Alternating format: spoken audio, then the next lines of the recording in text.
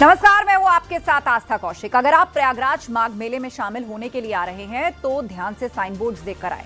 गलत sign board के चक्कर में गलत रूट की ओर आप रुख कर सकते हैं। 115 साल बाद अपने परिवार से किस तरह मिला फिजी का एनआरआई, बस्ती में रिश्तेदारों को देखकर भावुक हो गया, ये दोनों खबर आगे आपको दिखाएंगे।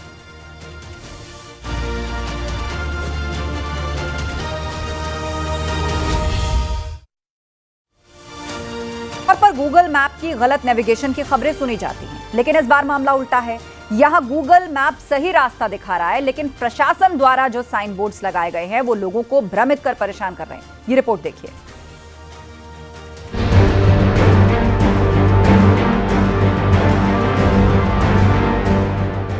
हम रोजाना एक जगह से दूसरी जगह की दूरी तय करते हैं, लेकिन कई बार डेस्टिनेशन सही मालूम न होने पर साइन बोर्ड देखकर सही दिशा की ओर बढ़ते हैं या फिर गूगल मैप का इस्तेमाल करते हैं। यूपी के प्रयागराज में जल्द ही माघ मेले की शुरुआत होने वाली है। मेले के लिए श्रद्धालु चित्रकूट से संगम नगरी की ओर आगे बढ़ेंगे, लेकिन चित्रकूट से आपको हैरान कर देने वाली एक तस्वीर दिखाते हैं, जहां पर साइन बोर्ड को ही गलत लगाया गया है। प्रयागराज जाने वाले मार्ग पर कोई दिशा सूचक बोर्ड नहीं है, जबकि मानिकपुर जाने वाले रास्ते पर गलत दिशा सूचक बोर्ड लगाया गया है। राहगीर इस बोर्ड को देखकर गलत मार्ग की ओर मुड़ जाते हैं और परेशानी का सामना करते हैं।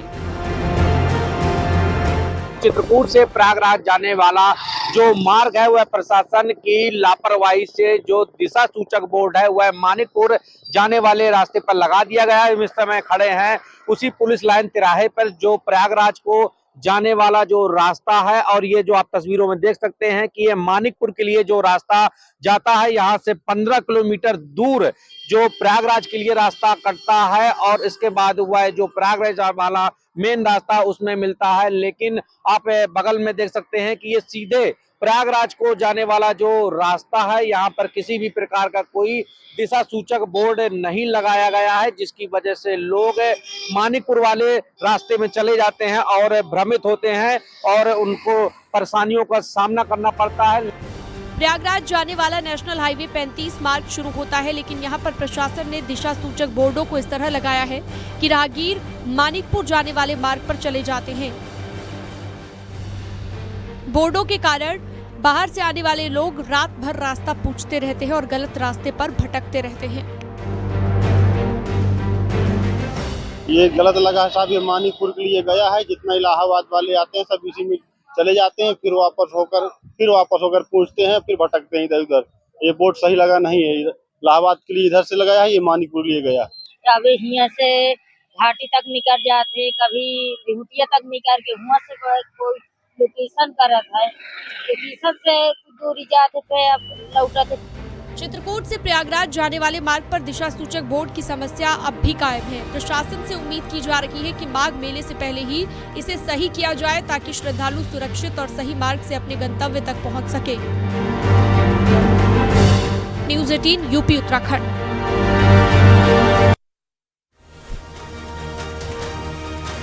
खून के रिश्ते बड़े अजीब होते हैं। सालों बाद भी दूर रहे अपनों से मिलने के लिए बेचैन हो जाते हैं। पूर्वांचल के गांव में फिजी गए गिरिमिटिया मजदूरों की अपनी अलग दास्तान है। फिजी से एक परिवार 115 साल बाद अपने पूर्वजों को ढूंढते हुए बस्ती जा पहुंचा।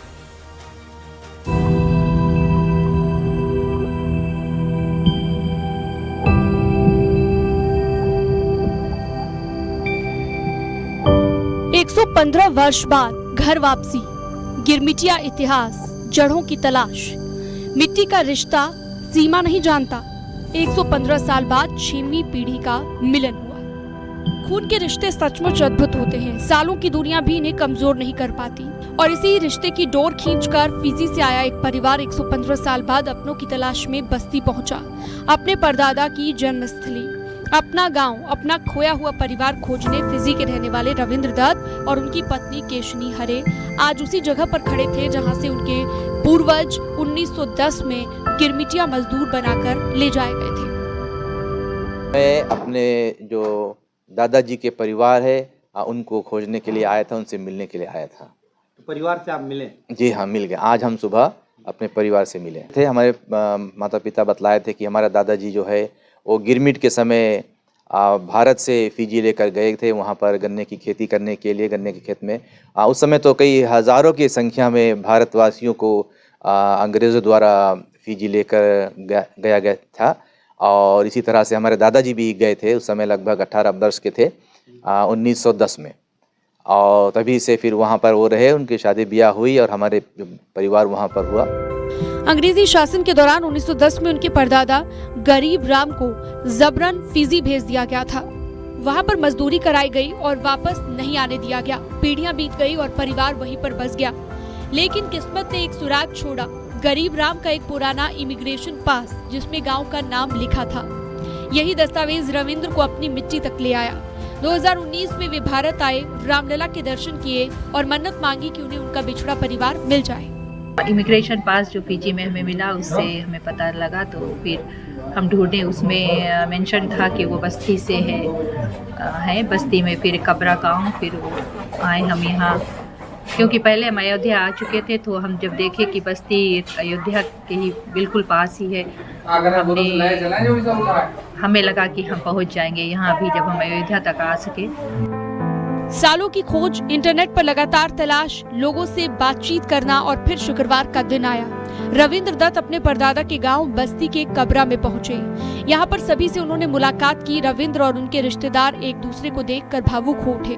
खुशी के आंसू और 115 साल से रुकी हुई कहानी आज पूरी हो गई।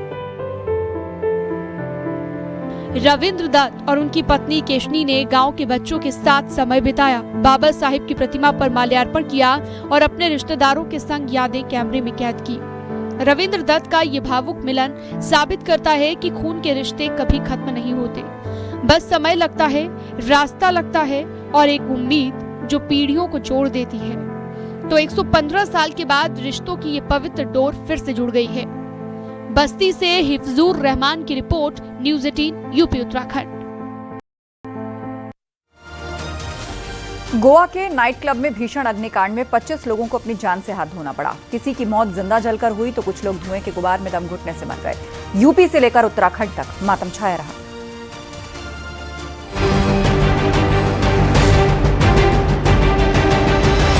गोवा के नाइट क्लब में आग का तांडव, आग की लपटें और धुआं ही धुआं। 25 लोगों की मौत, जिम्मेदार कौन?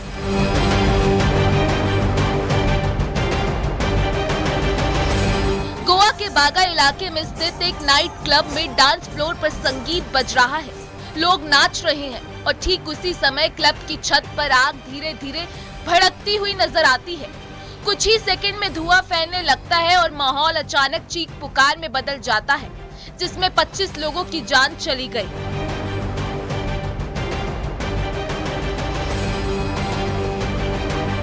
आग की लपटों से समझा जा सकता है कि हादसा कितना खौफनाक था। हादसे में 25 लोगों को अपनी जान से हाथ धोना पड़ा।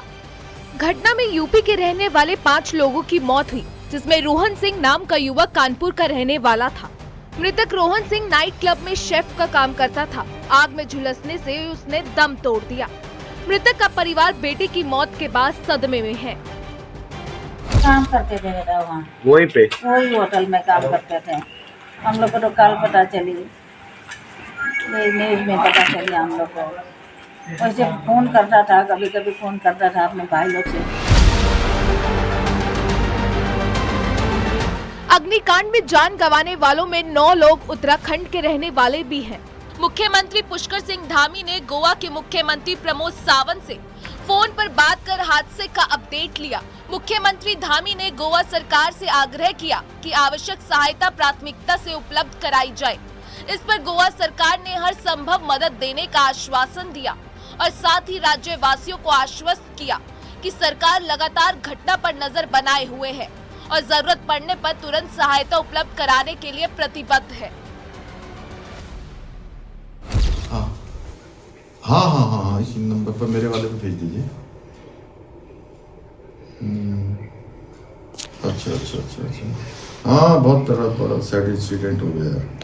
ये कैसे हुआ, ये क्या हुआ?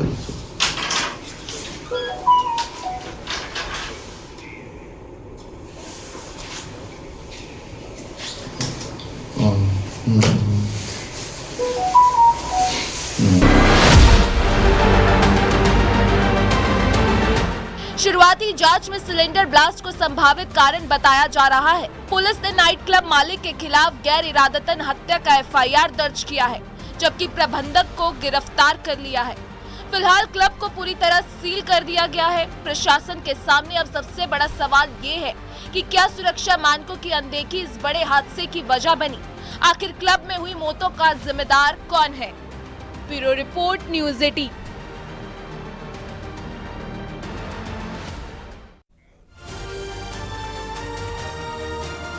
दुनिया का सबसे भयंकर किलाउआ ज्वालामुखी एक बार फिर से जाग गया है। ज्वालामुखी से उठती आग, लावा और राख की लपटें करीब 400 मीटर तक आसमान को चीरती नजर आ रही हैं। इस भयावह नजारे का वीडियो सोशल मीडिया पर वायरल है, जिसे देखकर किसी की भी रूह कांप जाए।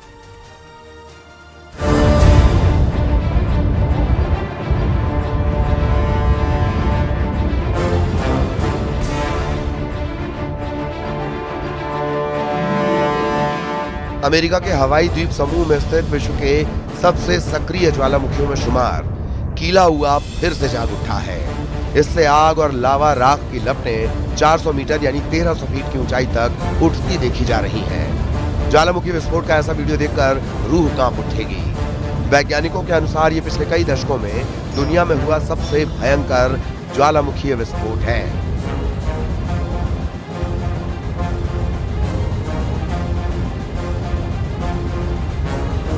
अमेरिकी भूवैज्ञानिक सर्वेक्षण यूएसजीएस ने रविवार सुबह पुष्टि की कि किलाउआ के हलमाऊ क्रेटर में बड़ा विस्फोट शुरू हो चुका है। सबसे खास बात ये कि क्रेटर के भीतर से 3 अलग अलग लावा फव्वारे एक ही ऊंचाई पर लगभग 400 मीटर तक लगातार फूट रहे हैं। वैज्ञानिकों का कहना है कि एक साथ इतने ऊंचे और इतने सिंक में फटते लावा फव्वारे किलाउआ के इतिहास में भी बेहद दुर्लभ हैं। स्थानीय समय के हिसाब से विस्फोट शनिवार रात करीब 11:45 पर शुरू हुआ। कुछ ही पलों में फव्वारों से उठती लाल चमक ने रात के अंधेरे को रोशनी से भर दिया। अच्छी बात यह है कि अभी तक लावा क्रेटर के अंदर ही सीमित है और हवाई वोल्केनोज नेशनल पार्क के बाहर किसी आबादी वाले इलाके को खतरा नहीं है। पार्क के जिस हिस्से में गतिविधि तेज है उसे पहले ही बंद कर दिया गया है।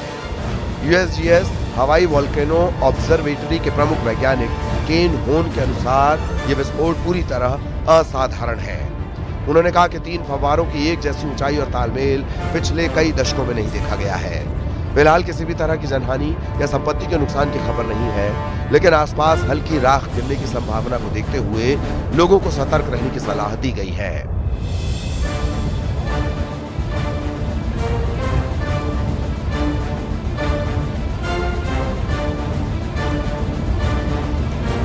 सोशल मीडिया पर हैशटैग किलाउआ इरप्शन और हैशटैग हवाई वोल्केनो तेजी से ट्रेंड कर रहे हैं। ड्रोन और दूरबीन से शूट किए गए वीडियो में 3 विशाल लावा स्तंभों को आकाश को चीरते देखा जा सकता है। हवाई की मान्यताओं के अनुसार किलाउआ को देवी पेले का निवास माना जाता है और कई स्थानीय लोग इस गतिविधि को पेले के जागने से जोड़कर देख रहे हैं। 2018 में किलाउआ के विस्फोट ने सैकड़ों घरों को नष्ट कर दिया था। हालांकि इस बार की गतिविधि अभी क्रेटर के भीतर तक सीमित दिखाई दे रही है। फिर भी वैज्ञानिक लगातार 24 घंटे हालात पर नजर रख रहे हैं। वहीं हवाई पर्यटन विभाग ने कहा है कि ये दृश्य दुनिया के यात्रियों के लिए दुर्लभ है, लेकिन सुरक्षा नियमों का पालन अनिवार्य है। Bureau report, news 18। और अब आपको दिखाते हैं डीजे की तेज आवाज को लेकर हुए हंगामे की तस्वीरें, जहां एक बारात में तेज आवाज में डीजे बजाने को लेकर विवाद हो गया और परेशान लोगों ने बारात पर पानी फेंक दिया।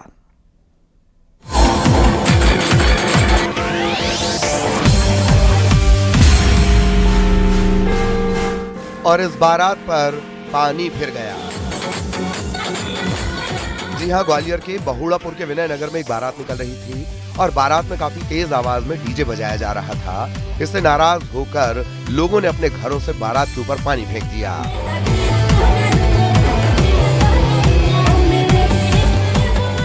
आधी रात में ग्वालियर के विनय नगर सेक्टर 3 से एक बारात निकल रही थी और उसमें काफी तेज आवाज में डीजे बजाया जा रहा था। पहले लोगों ने डीजे की आवाज कम करने के लिए कहा, लेकिन जब बारात में नाच रहे लोग नहीं माने तो लोगों ने अपने घरों की बालकनी और छतों से बारात के ऊपर पानी फेंकना शुरू कर दिया, जिससे माहौल गर्मा गया और सड़क पर विवाद हो गया। पूरी घटना का वीडियो भी सामने आया है।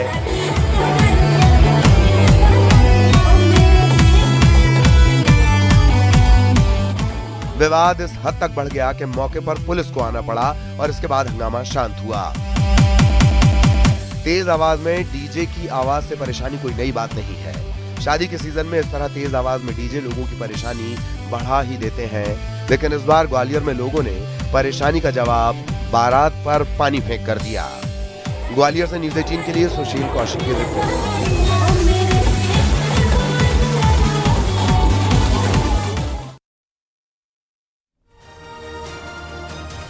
भारत रूस रिश्तों को नई ऊंचाइयों पर ले जाने वाली प्रधानमंत्री नरेंद्र मोदी और रूसी राष्ट्रपति व्लादिमीर पुतिन की मुलाकात के दौरान एक खास तोहफा सुर्खियों में है।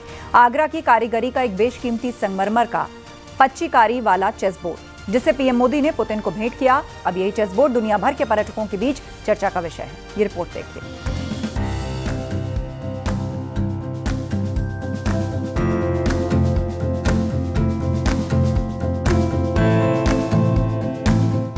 रूस के राष्ट्रपति पुतिन का भारत दौरा आगरा के लिए बेहद खास रहा। जब पुतिन भारत आए तब पीएम मोदी ने उनको आगरा में तैयार हुआ बेशकीमती संगमरमर का पच्चीकारी वाला चेस बोर्ड उपहार में दिया।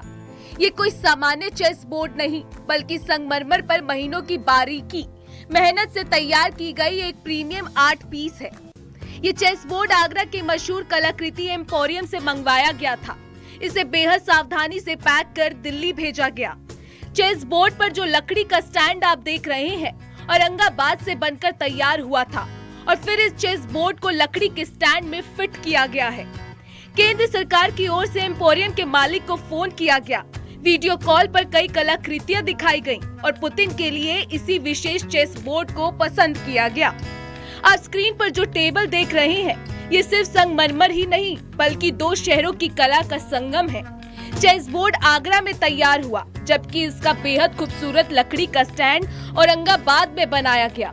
दोनों को जोड़कर ये अनोखी कलाकृति तैयार हुई, जो अब भारत रूस दोस्ती का एक प्रतीक बन गया है।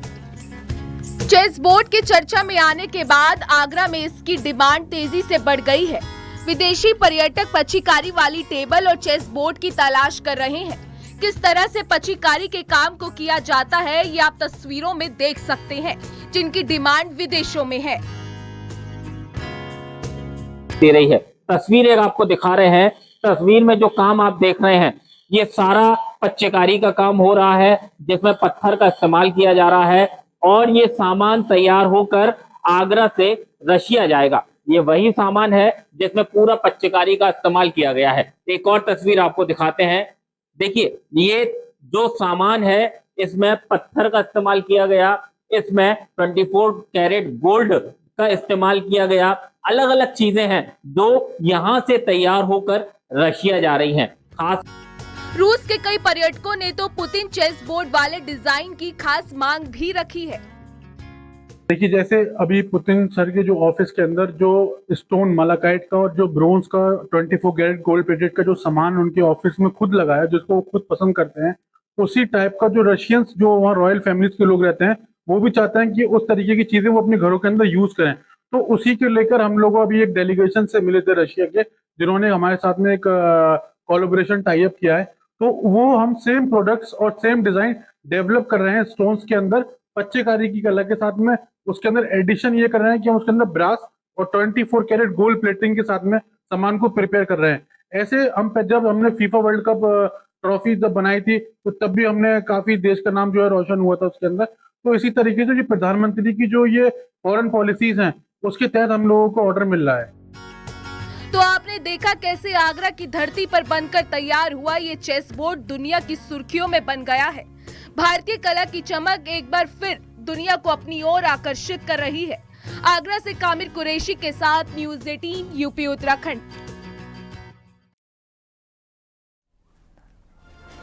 और अब आपको दिखाते हैं एक अनोखे प्रदर्शन की तस्वीरें, जहां तांत्रिक की वेशभूषा पहनकर किसानों ने प्रशासन के खिलाफ विरोध प्रदर्शन किया। मध्य प्रदेश के बुरहानपुर में पांगरी बांध से प्रभावित किसानों ने नींबू मिर्ची से प्रशासन के खिलाफ प्रदर्शन किया।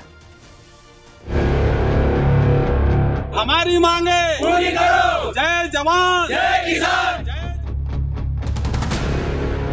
मुआवजा दोगुना, मुआवजा दोगुना, जय जवान जय किसान, जय जवान। तस्वीरों में नजर आ रहे ये लोग तांत्रिक नहीं है, ये किसान है। इनका हुलिया देखकर आपको भी गलतफहमी हो सकती है, लेकिन तांत्रिक की वेशभूषा में नजर आ रहे किसानों का ये आंदोलन का अनोखा तरीका है, जहां ये किसान पांगरी बांध विवाद के तहत अनोखा जादू टोना आंदोलन कर रहे हैं। एक बार और ये तस्वीरें देखिए।